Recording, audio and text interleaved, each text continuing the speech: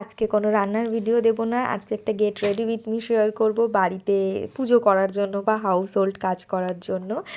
Basically আমি বাড়িতে একটু রেডি টেডি হয়ে কাজ করতে খুবই পছন্দ করি, কিন্তু ওই যে যা বললাম, বাচ্চা হয়ে যাওয়ার পর এগুলো সবই বিলাসিতা মাত্র, আর কিছুই না।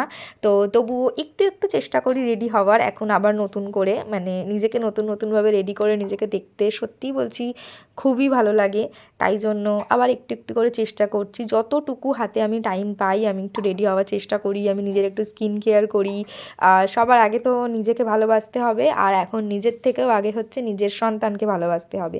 তো ওকে সব কিছু করে টোরে রেডি করে নিয়ে মা যখন ধরে একটু, তখন আমি নিজে একটু রেডি হয়ে নিই, আর একটু পুজো করব বলে অল্প রেডি হয়েছি।